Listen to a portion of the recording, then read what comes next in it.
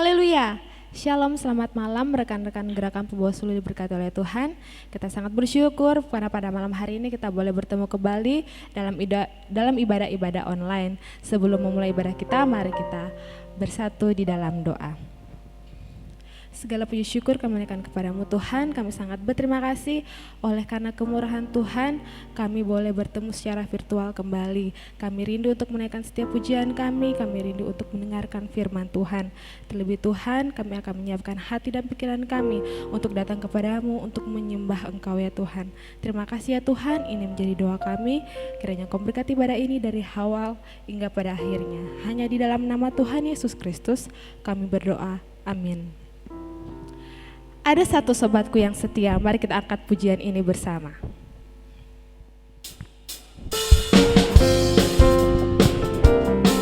Kita katakan ada satu sobatku. Ada satu sobatku yang setia, tak pernah dia tinggalkan diriku. Di waktu aku susah, waktuku sendirian, dia selalu menemani diriku. Namanya Yesus, namanya Yesus, namanya Yesus, nama Yesus yang menghibur hatiku. Namanya Yesus, namanya Yesus, nama Yesus yang menghibur hatiku. Sekali lagi ada satu sobatku, satu sobatku yang setia, tak pernah dia tinggalkan diriku. Di waktu aku susah, waktuku sendirian, dia selalu menemani diriku. Kita katakan namanya Yesus, Yesus, namanya Yesus, nama Yesus yang menghibur hatiku. Namanya Yesus, namanya Yesus, nama Yesus yang menghibur hatiku. Kita katakan segala puji syukur, segala puji syukur hanya bagimu Tuhan, sebab Kau yang layak dipuja. Kami mau bersorak, kami mau bersorak, tinggikan namamu. Haleluya. Kita katakan soraklah haleluya, soraklah haleluya, soraklah haleluya, haleluya.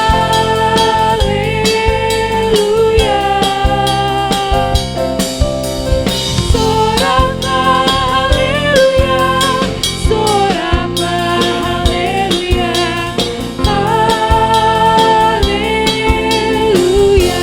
Kita katakan segala puji syukur, segala puji syukur hanya bagimu Tuhan, sebab Kau yang layak dipuja. Kami mau bersorak, tinggikan namamu. Haleluya. Soraklah haleluya, soraklah haleluya, soraklah haleluya, haleluya. Soraklah haleluya, soraklah haleluya, haleluya. Kita katakan, ku mau nyanyi tentang Dia. Haleluya,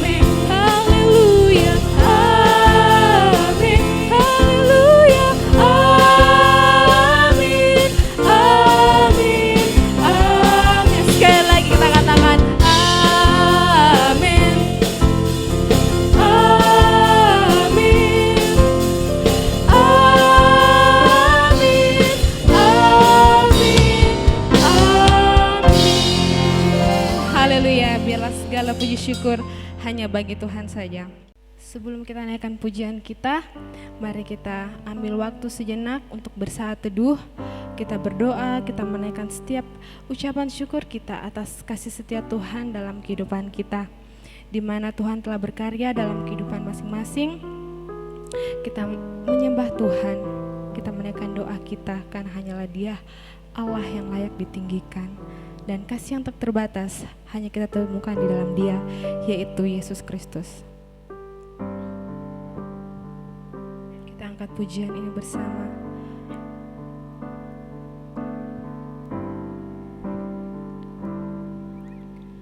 Kasih-Mu membuatku mengerti, kami berharga di mata-Mu Tuhan, berharga di mata-Mu Tuhan, dan tangan-Mu yang menuntun hidupku dalam semua rencana-Mu Tuhan. Sungguh indah kasih-Mu, sungguh besar kuasa-Mu, Yesus Tuhan penyelamatku. Kau tak pernah berubah untuk menggenapi janji-Mu, itu yang ku percaya. Kasih-Mu membuatku mengerti, kasih-Mu membuatku mengerti. Ku berharga di mata-Mu Tuhan, dan tangan-Mu yang menuntun hidupku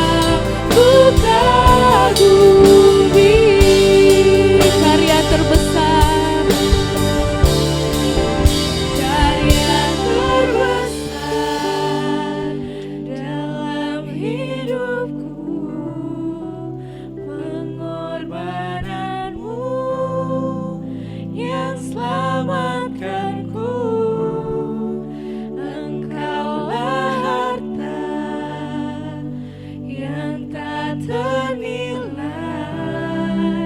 yang ku miliki dan ku hargai. Yesus, Engkau kekal. Sekali kita mau katakan, ya Tuhan, Engkau yang terbesar dalam kehidupan kami. Karya terbesar dalam hidupku, pengorbananku yang selamatkanku. Engkaulah harta yang tak ternilai yang ku miliki dan ku hargai. Yesus, Engkau ku kagumi. Yesus, Engkau, Yesus, Engkau ku kagumi.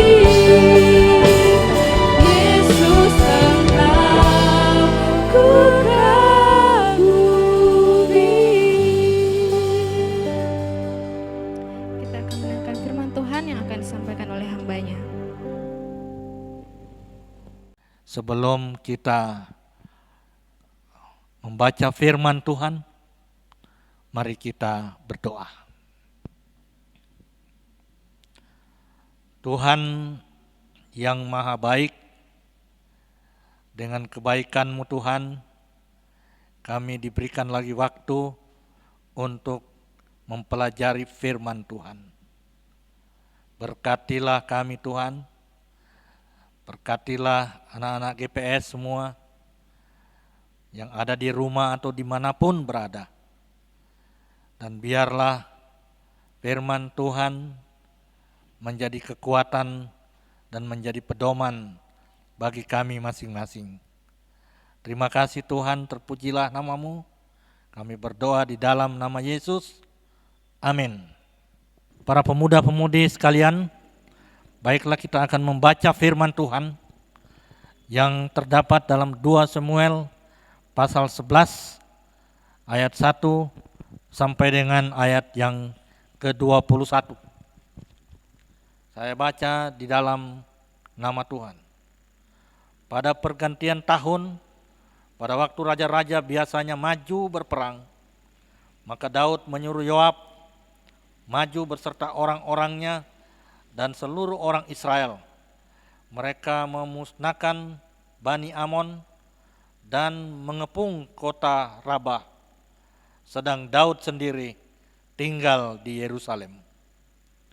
Sekali peristiwa pada waktu petang, ketika Daud bangun dari tempat pembaringannya, lalu berjalan-jalan di atas soto istana, tampak kepadanya dari atas soto itu seorang perempuan sedang mandi. Perempuan itu sangat elok rupanya. Lalu Daud menyuruh orang bertanya tentang perempuan itu, dan orang berkata, itu adalah Batseba binti Eliam, istri Uria orang Het itu. Sesudah itu Daud menyuruh orang mengambil dia. Perempuan itu datang kepadanya. Lalu Daud tidur dengan dia. Perempuan itu baru selesai membersihkan diri dari kenajisannya. Kemudian pulanglah perempuan itu ke rumahnya. Lalu mengandunglah perempuan itu. Dan disuruhnya orang memberitahukan kepada Daud, demikian, aku mengandung. Lalu Daud menyuruh orang kepada Yoab mengatakan, suruhlah Uria orang Het itu datang kepadaku. Maka Yoab menyuruh Uria menghadap Daud. Ketika Uria masuk menghadap dia, bertanyalah Daud tentang keadaan Yoab dan tentara dan keadaan perang. Kemudian berkatalah Daud kepada Uria, pergilah ke rumahmu dan basuhlah kakimu. Ketika Uria keluar dari istana, maka orang menyusul dia dengan membawa hadiah raja. Tetapi Uria membaringkan diri di depan pintu istana bersama-sama hamba tuannya dan tidak pergi ke rumahnya. Diberitahukan kepada Daud demikian. Uria tidak pergi ke rumahnya. Lalu berkatalah Daud kepada Uria, "Bukankah engkau baru pulang dari perjalanan? Mengapa engkau tidak pergi ke rumahmu?" Tetapi Uria berkata kepada Daud, "Tabut serta orang Israel dan orang Yehuda diam dalam pondok. Juga tuanku Yoab dan hamba-hamba tuanku sendiri berkemah di padang. Masakan aku pulang ke rumahku untuk makan minum dan tidur dengan istriku? Demi hidupmu dan demi nyawamu, aku tak akan melakukan hal ini." Kata Daud kepada Uria, "Tinggallah hari ini di sini. Besok aku akan melepas engkau pergi." Jadi Uria tinggal di Yerusalem pada hari itu. Keesokan harinya Daud memanggil dia untuk makan dan minum dengan dia, dan Daud membuatnya mabuk. Pada waktu malam keluarlah Uria untuk berbaring tidur di tempat tidurnya bersama-sama hamba-hamba tuannya. Ia tidak pergi ke rumahnya. Paginya Daud menulis surat kepada Yoab dan mengirimkannya dengan perantaraan Uria. Ditulisnya dalam surat itu demikian, "Tempatkanlah Uria di barisan depan dalam pertempuran yang paling hebat. Kemudian kamu mengundurkan diri daripadanya, supaya ia terbunuh mati." Ketika pada waktu Yoab mengepung kota Rabah, ia menyuruh Uria pergi ke tempat yang diketahuinya ada lawan yang gagah perkasa. Ketika orang-orang kota itu keluar menyerang dan berperang melawan Yoab, maka gugurlah beberapa orang dari tentara, dari anak buah Daud. Juga Uria orang Het itu mati.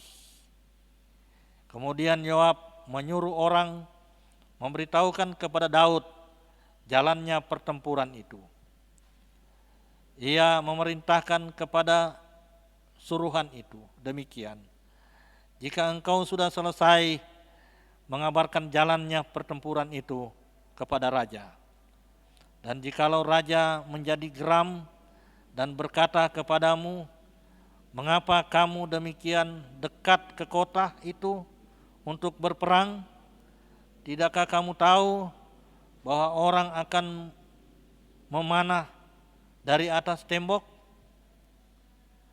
Siapakah yang menewaskan Abimelek bin Yerubeset?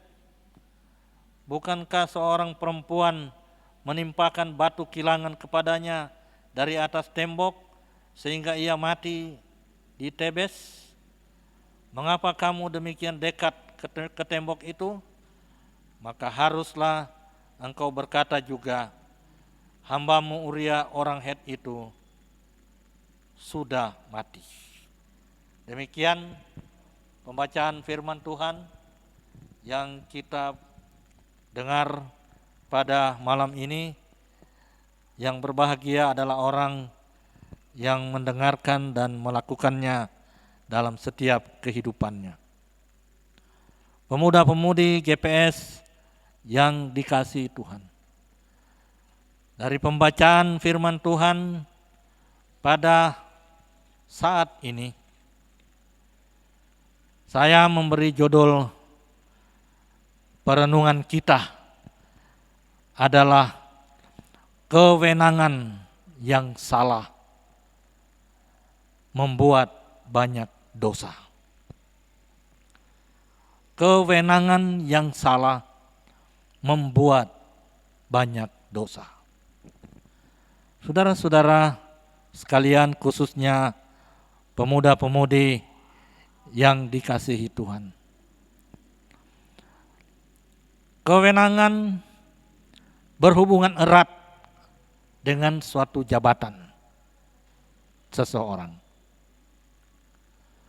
makin besar jabatan seseorang, maka dia bukan hanya mau dihormati, tapi harus menjaga integritasnya. Dia harus menjaga integritasnya. Dan kesalahan menjalani suatu jabatan dapat melahirkan banyak dosa. Saudara-saudara sekalian, orang muda dan kita semua ini, pastilah kita punya tanggung jawab dan jabatan di level-level kita masing-masing. Saudara-saudara sekalian yang kekasih di dalam Tuhan. Oleh sebab itu, marilah kita belajar firman Tuhan ini, yaitu mengenai kisah Daud dan Batseba. Dalam kisah ini, saudara-saudara sekalian, pemuda-pemudi sekalian, oleh kewenangannya Raja Daud tidak turun ke medan peperangan, tidak turun ke medan pertempuran. Daud hanya tinggal di istananya. Karena Daudlah yang mengatur. Dia tinggal saja sementara Yoab, panglima perangnya dan seluruh orang Israel diperintahkan untuk turut berperang. Termasuk di dalamnya adalah Uria, orang Het yang menjadi salah satu tokoh dalam kisah Alkitab ini. Saudara-saudara sekalian yang kekasih di dalam Tuhan. Jika kita mempelajari lebih jauh kisah Alkitab ini, maka terdapat kewenangan-kewenangan yang harusnya terjadi sebagaimana baiknya, sebagaimana mestinya, sebagaimana aturannya. Namun kita lihat di sini saudara-saudara sekalian, Raja Daud melakukan kebijakan-kebijakan yang salah. Kebijakan-kebijakan yang merugikan. Kebijakan-kebijakan yang bertentangan dengan etika, dengan moral. Dan akibatnya melahirkan banyak sekali perbuatan dosa. Dan perbuatan-perbuatan itu pastilah sudah melanggar etika, sudah melanggar moral, dan juga melanggar janji-janji jabatannya sebagai seorang raja yang diurapi oleh Tuhan. Karena kita tahu bahwa Daud adalah seorang raja yang dipilih oleh Tuhan dan diurapi oleh Tuhan untuk memimpin bangsa Israel. Tentu dalam kapasitasnya sebagai seorang raja, seyogianya dia berbuat sesuai dengan kehendak Tuhan. Tapi saudara-saudara sekalian, dalam kisah ini kita melihat ada tindakan-tindakan dari seorang Raja Daud yang bertentangan dengan kehendak Tuhan. Kebijakan dan atau kewenangan itu antara lain adalah, saudara-saudara sekalian, pertama, Raja Daud tidak memperhatikan dan tidak melindungi rakyatnya, tidak melindungi warganya. Raja Daud tidak memperhatikan dan melindungi warganya.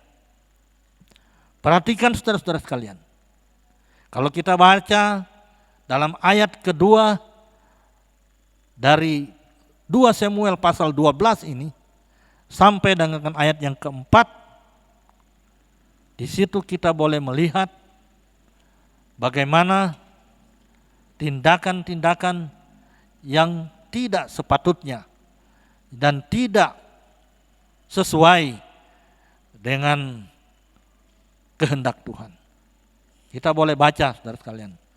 2 Samuel 11 ayat 2 dan 4 mengatakan begini.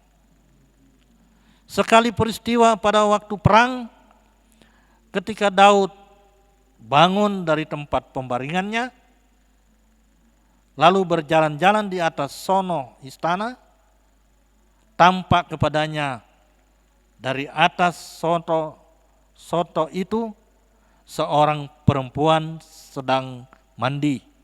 Perempuan itu sangat elok rupanya. Lalu Daud menyuruh orang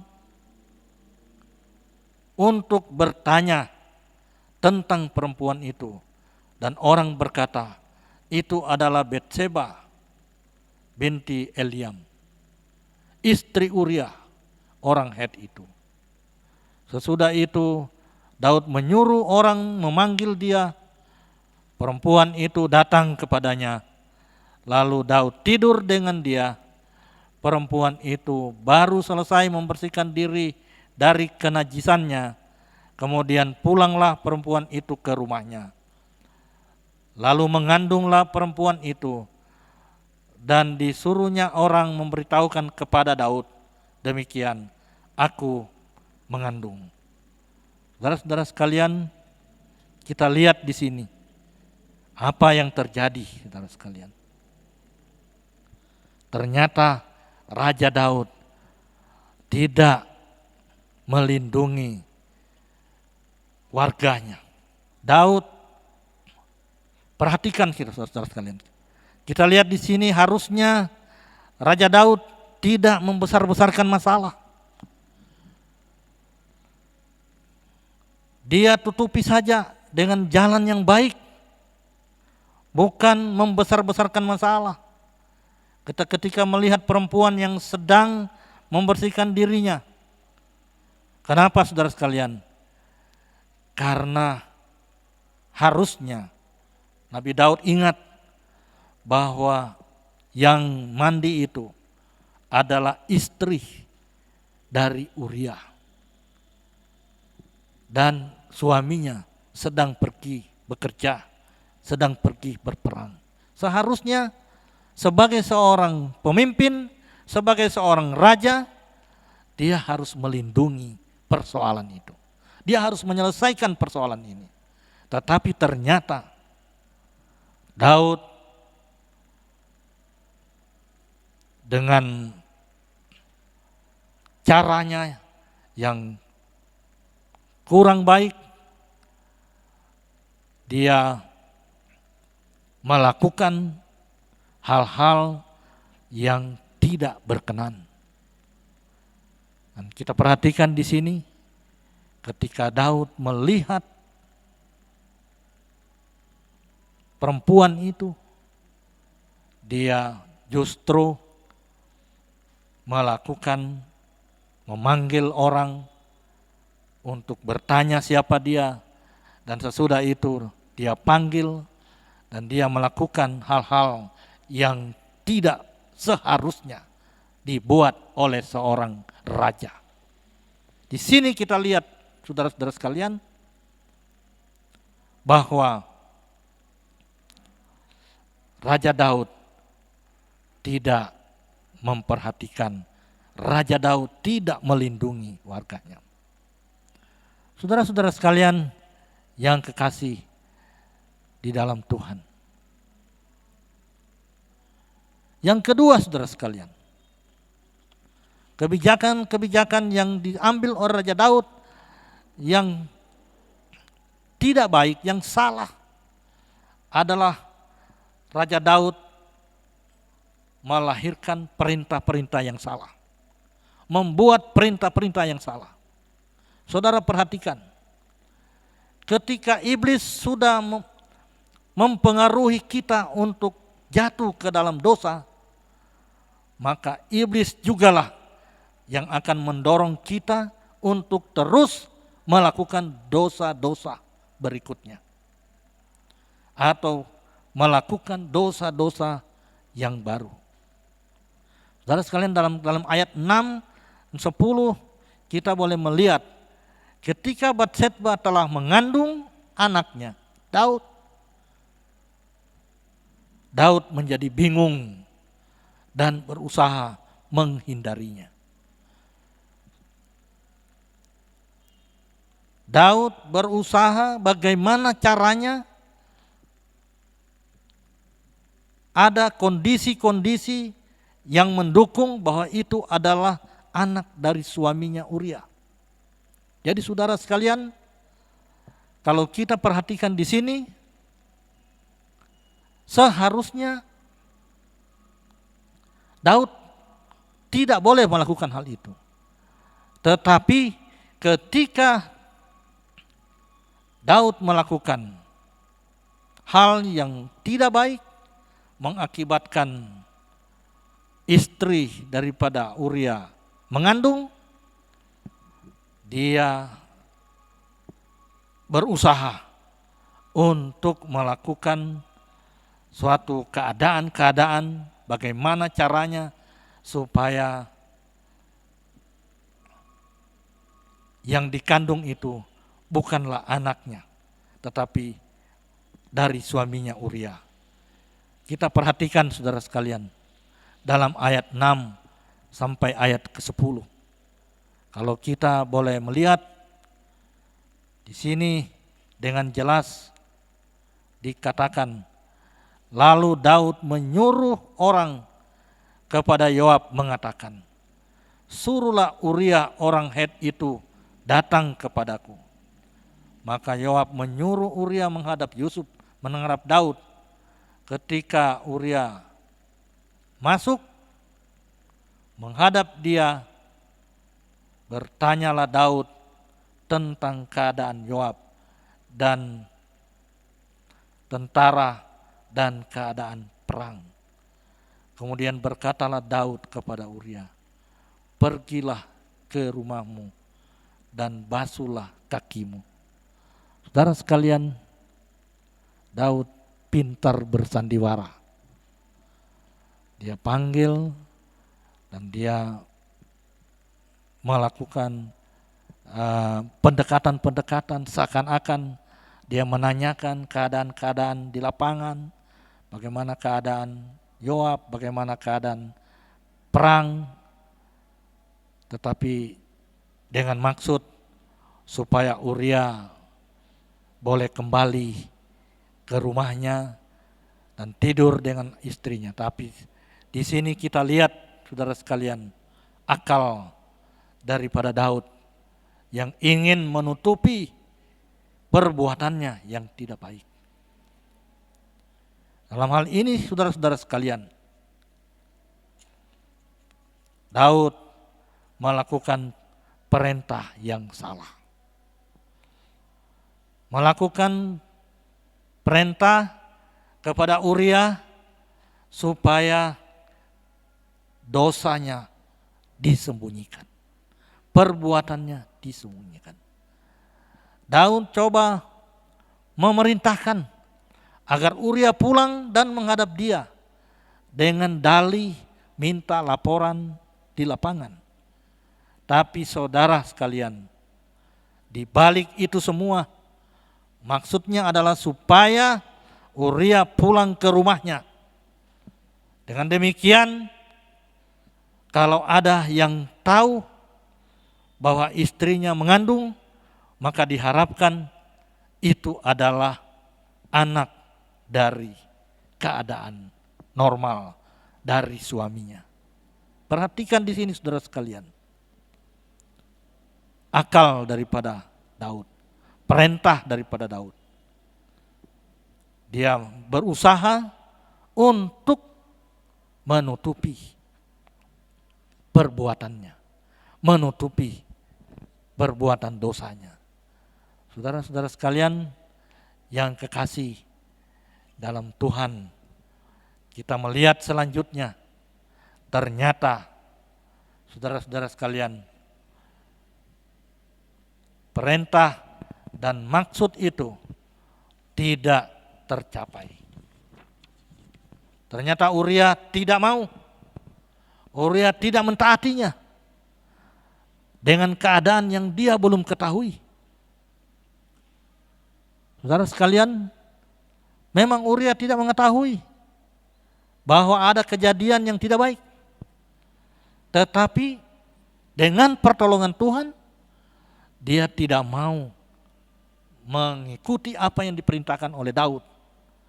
Meskipun dia tidak tahu bahwa ada sesuatu yang tidak baik. Saudara sekalian, dengan Uria tidak sengaja ini, maka di sini kita boleh melihat bahwa Allah turut bekerja untuk mendatangkan kebaikan bagi orang-orang yang dikasihinya. Saudara-saudara sekalian, Uria tidak sengaja. Uria tidak sengaja menolak. Uria tidak sengaja tidak mau. Itu adalah campur tangan Tuhan. Dan alasan-alasan yang dikemukakan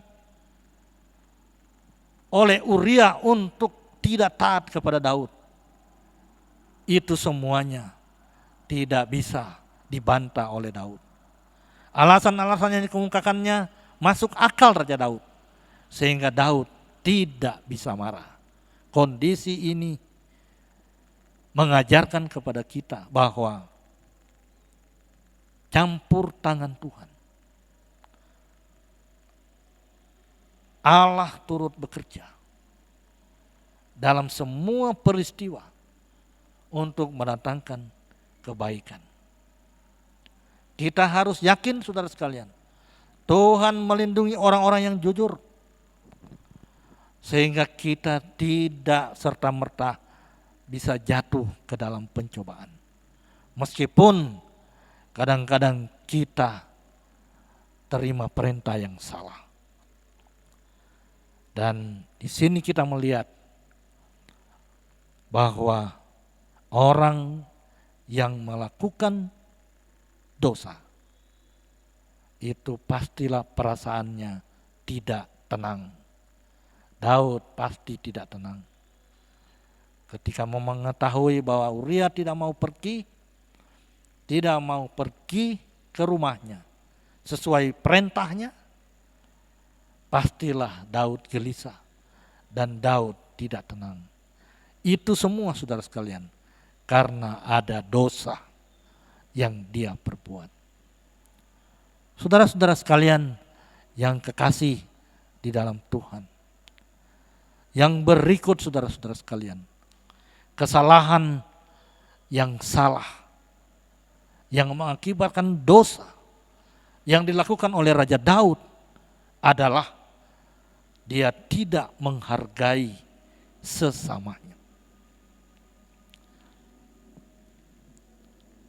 Seorang pimpinan yang baik, saudara sekalian, harus dapat memberi respon yang positif kepada anak buahnya, supaya anak buahnya semangat, anak buahnya tetap semangat, anak buahnya tetap melakukan dengan penuh rasa tanggung jawab, melaksanakan tugas-tugas yang diberikan, dan juga supaya anak buah itu lebih rajin lagi. Itu seorang pimpinan yang baik. Tapi saudara-saudara sekalian, dalam kisah ini Daud tidak melakukannya. Daud tidak menghargai anak buahnya. Kenapa saudara sekalian? Mungkin Daud lupa diri dan hidup dalam keangkuhan, hidup dalam kesombongan, Dan mungkin juga dia tambah bingung dengan dosa-dosanya yang berkelanjutan. Sebab iblis sudah memiliki serta menguasainya. Daud tidak lagi menghiraukan pernyataan loyalitas Uria. Kita perhatikan ayat yang ke-11 dalam kisah ini.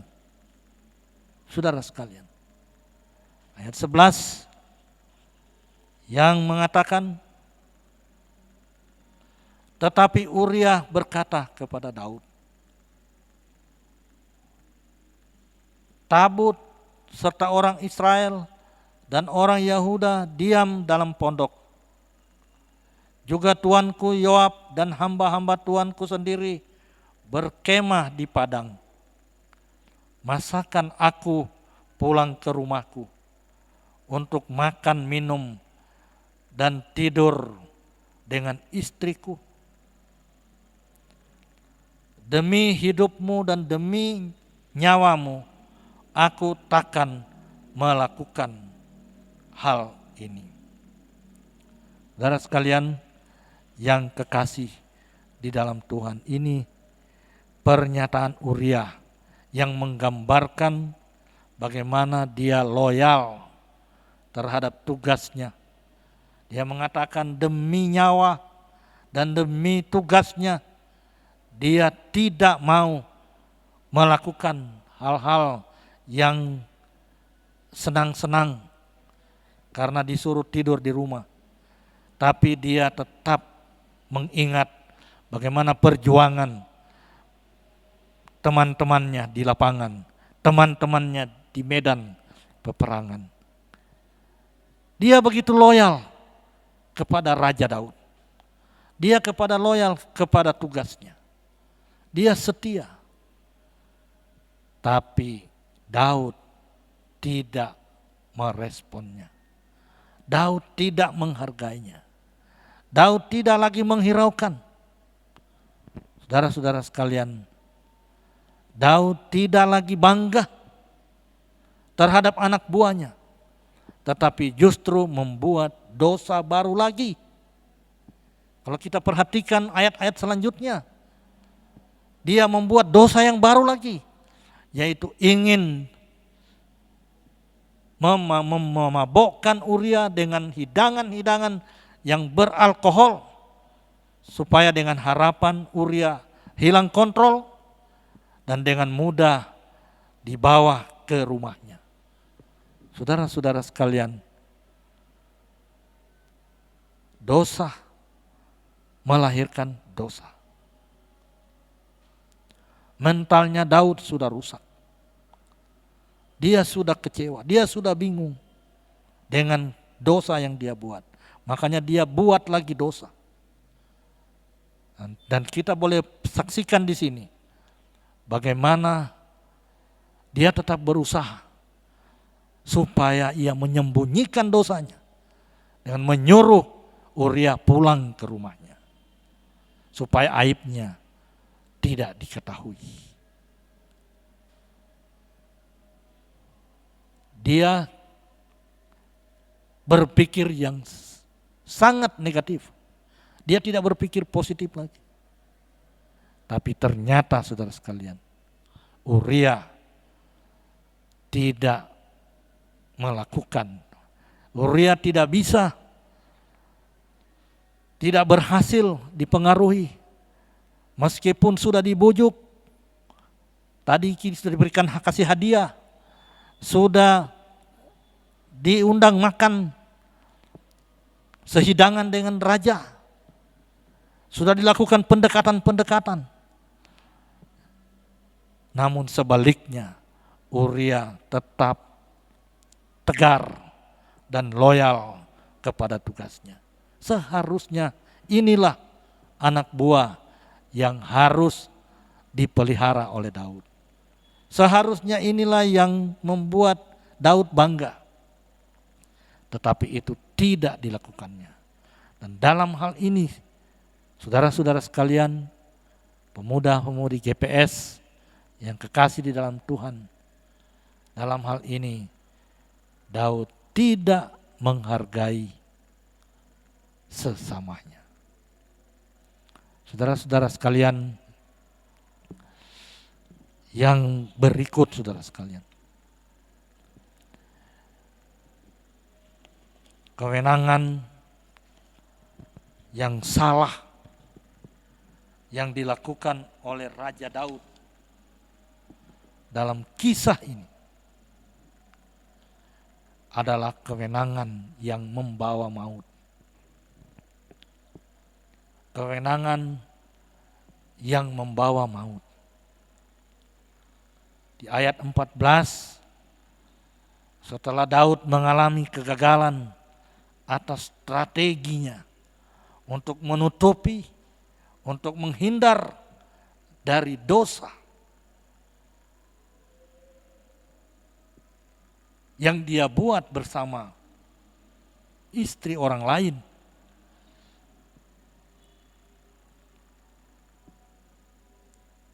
yaitu Batseba. Dan itu sudah ada hasilnya. Istri Uria sudah mengandung. Maka untuk selanjutnya Daud membuat dosa baru lagi, yaitu merencanakan kematian Uria di medan peperangan. Strategi untuk menutupi perbuatannya sudah dia lakukan, tetapi tidak berhasil. Dan dia sekarang merencanakan yang lebih jahat lagi, yaitu dia merencanakan kematian Uria di medan peperangan. Dia menulis surat kepada Yoab, panglimanya, dengan perantaraan Uria, supaya dia ditempatkan di posisi yang terdepan, dengan harapan supaya dalam peperangan itu dia akan mati, terbunuh. Saudara-saudara sekalian, jahat sekali rencananya Daud. Memang kalau orang sudah melakukan dosa, pastilah saudara sekalian, iblis juga mendorongnya untuk melakukan dosa lain lagi. Oleh sebab itu, hati-hati. Jangan kita terjebak untuk jatuh ke dalam dosa. Karena kalau kita sudah melakukan dosa dan hasilnya sudah ada, maka taruhannya juga pasti mahal, saudara sekalian. Saudara-saudara sekalian yang kekasih di dalam Tuhan, dia mengatur lagi strategi bahwa Uria harus mati di peperangan, supaya tentunya ia bebas memiliki istrinya.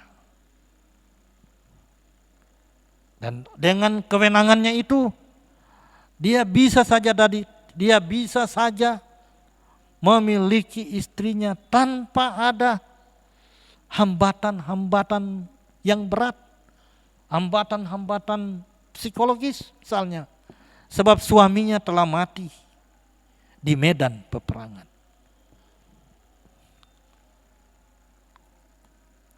Maka benarlah saudara sekalian firman Tuhan yang mengatakan, orang jahat akan semakin jahat.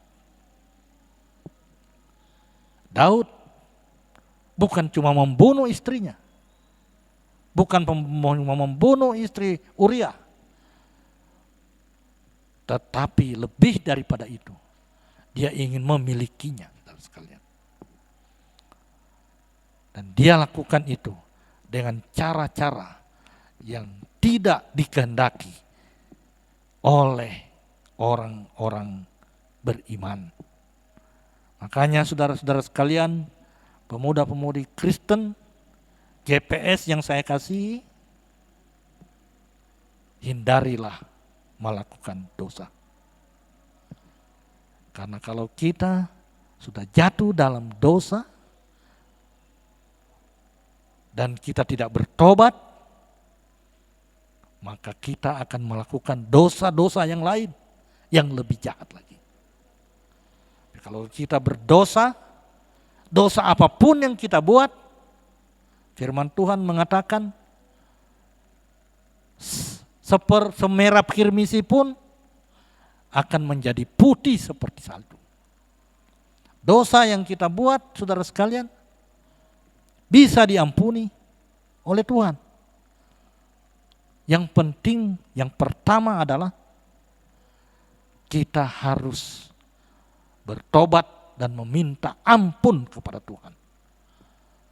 Kita mengaku dosa kita, karena firman Tuhan mengatakan, jika kita mengaku dosa kita, maka Tuhan adil memberikan pengampunan buat kita. Itu yang pertama, saudara sekalian. Tidak ada dosa yang tidak bisa diampuni. Dosa sebesar apapun. Tapi kita harus bertobat. Yang kedua, saudara sekalian, dosa kita bisa diampuni. Firman Tuhan mengatakan kalau kita mau mengampuni, juga mengampuni orang lain yang melakukan dosa kepada kita. Oleh sebab itu, saudara sekalian, kalau ada orang yang melakukan dosa kepada kita, lepaskan itu. Ampuni itu. Meskipun kadang-kadang taruhannya berat, supaya dosa kita diampuni oleh Tuhan. Saudara-saudara sekalian yang kekasih di dalam Tuhan, rencana pembunuhan yang diskenariokan oleh Daud itu berhasil. Uria mati terbunuh pedang di peperangan. Itulah kewenangan Daud yang salah, yang membuat Uria mati. Kewenangan yang membawa maut. Dosa itu jahat. Oleh sebab itu, saudara sekalian, anak-anak muda, GPS, mari kita bertobat dan jangan berbuat dosa lagi. Dan boleh kita katakan selamat tinggal dosa. Saya diberikan tujuan pembahasan ini oleh seksi acara GPS adalah seperti itu. Kita harus tinggalkan dosa. Kita haruskan selamat tinggalkan dosa. Oleh sebab itu, pertama kita harus paham bahwa dosa itu jahat. Yang kedua, kita harus paham bahwa dosa itu sebesar apapun, sejahat apapun bisa diampuni. Asal kita mau mengaku dosa kita, dan yang kedua mau mengampuni dosa orang lain yang bersalah kepada kita.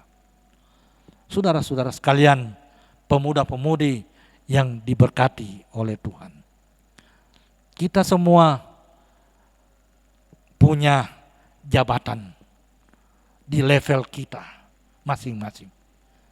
Di dalam rumah kita punya kewenangan, ada kewenangan anak muda di sekolah atau sementara kuliah harus belajar. Kewenangan anak muda di gereja punya potensi-potensi yang luar biasa di zaman-zaman era informasi ini, teknologi yang maju ini. Kita lihat anak muda begitu luar biasa. Tapi ingat, semua dilakukan. Jangan sampai salah kita lakukan. Oleh sebab itu, akhir daripada khotbah ini, saya mengingatkan kepada kita. Dengan belajar kisah dari Daud dan Batseba yang bisa dilihat dari semua aspek. Dan saya melihat dari kesalahan-kesalahan kewenangan, kesalahan jabatan, kesalahan ambil tindakan. Maka ada tiga hal yang perlu anak-anak muda dan kita semua jaga dalam hidup ini. Tiga hal itu adalah: satu, jaga keinginan mata. Saudara sekalian, Daud mulai dari mata memandang kepada istri Uria. Dari mata berproses, bergejolak dosa, kedagingan dalam tubuhnya, sehingga melahirkan dosa dan dosa sampai kepada maut. Ingat, jaga keinginan mata. Yang kedua, saudara sekalian, jaga keinginan daging.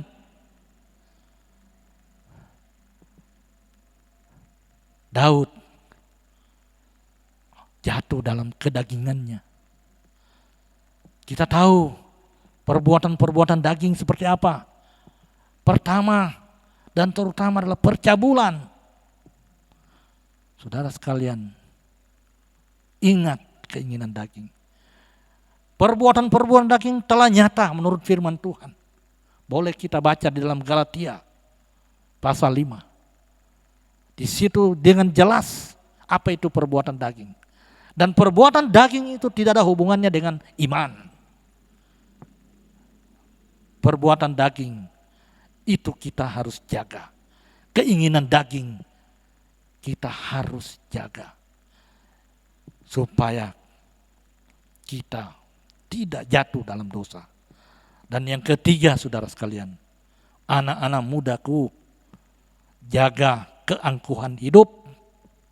Kita boleh pintar, kita boleh sukses, tapi kalau kita sombong, kalau kita lupa diri, kalau kita tidak tahu etika, kalau kita tidak menghormati Tuhan, kalau kita tidak rendah hati, semuanya tidak ada gunanya. Oleh sebab itu, jaga keangkuhan hidup. Tiga hal ini, saudara sekalian. Jaga keinginan mata, jaga keinginan daging, dan jaga keangkuhan hidup. Dan inilah yang direfleksikan oleh Daud ketika melakukan tugasnya sebagai raja. Dia lupa bahwa dia diurapi oleh Tuhan. Dia lupa bahwa dia diberkati oleh Tuhan. Dia sombong, seenaknya memerintahkan, tetapi salah. Dan itu semua melahirkan dosa. Ingat, jaga keinginan mata, jaga keinginan daging, dan jaga keangkuhan hidup. Dosa sebesar apapun dapat diampuni. Yang penting kita mengaku dosa, dan yang kedua kita mengampuni dosa orang lain. Dengan demikian, harapan dari anak muda memberikan saya kesempatan hari ini. Selamat tinggal dosa. Tinggalkan dosa. Mari kita berdoa kepada Tuhan supaya Tuhan memberikan kita bijak, hikmat, berikan kita sehat, kuat, memberikan kita waktu-waktu yang baik sehingga kita tetap diberkati. Tuhan kiranya memberkati firman-Nya, dan Tuhan pula lah juga yang memberkati GPS Korop 1 Palu. Amin. Mari kita berdoa. Terpujilah namamu Tuhan. Termulialah namamu Tuhan. Kami patut mengagungkan Engkau. Betapa firman-Mu telah menjadi kekuatan baru bagi kami anak-anak muda. Mampukan kami Tuhan, tolong kami Tuhan untuk berlaku dengan baik, bertindak dengan baik, menjadi teladan yang baik, sehingga kami menjadi anak-anak Tuhan yang baik. Terima kasih firman-Mu. Kami berdoa di dalam nama Yesus. Amin. Halo rekan-rekan pembawa solo yang diberkati Tuhan, terima kasih karena teman-teman semua sudah beribadah bersama gerakan pembawa solo Korop 1 Palu pada malam hari ini. Saya yakin dan percaya kita sudah bersuka cita, terlebih lagi kita sudah diberkati lewat pemberitaan firman Tuhan yang disampaikan oleh Sersan Mayor Korop 1 Palu Bapak Noli Mua. Untuk minggu depan kita masih akan bertemu lagi untuk beribadah GPS secara online melalui YouTube channel GPS Korop 1 Palu hari Jumat jam 7 malam. Jangan lupa teman-teman share ke teman-teman yang lain juga ya. Dan untuk ibadah hari Minggu kita sudah kembali beribadah di gereja seperti biasa. Ibadah kesucian jam 8 pagi dan ibadah tebusan jam 6 sore. Sampai bertemu minggu depan, Tuhan Yesus memberkati. Haleluya. Pemuda-pemudi sekalian yang dikasihi Tuhan, sebelum kita masuk dalam berkat, mari kita berdoa. Di akhir ibadah kami ini Tuhan, kami merasa bahwa Tuhan sudah memberkati kami. Oleh sebab itu kami berdoa Tuhan.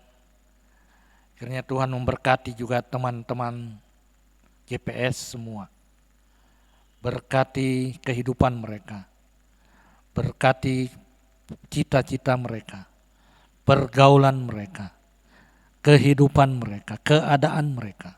Dimanapun berada.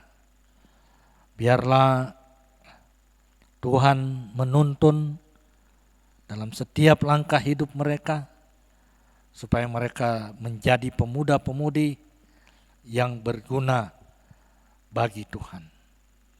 Kami berdoa juga Tuhan bagi pengurus GPS Korop 1, mulai ketua, sekretaris, bendahara, dan semua perangkat-perangkatnya, tim rekamannya, seksi acara, seksi ibadah, seksi dana, seksi rohani,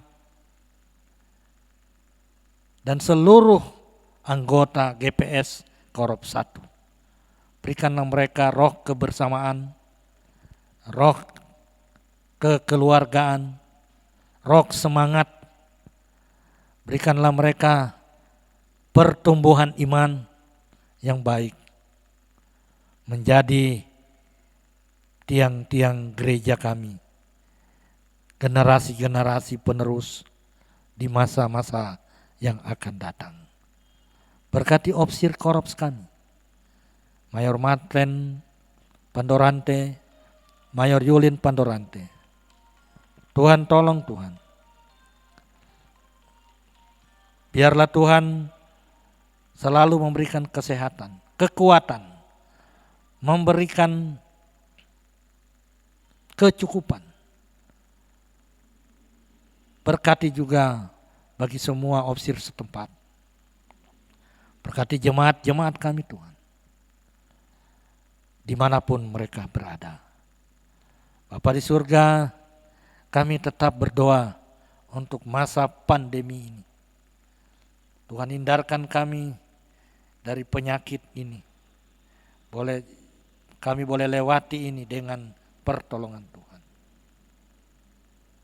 Berkati pemerintah kami yang berusaha keras untuk menanggulangi pandemi ini.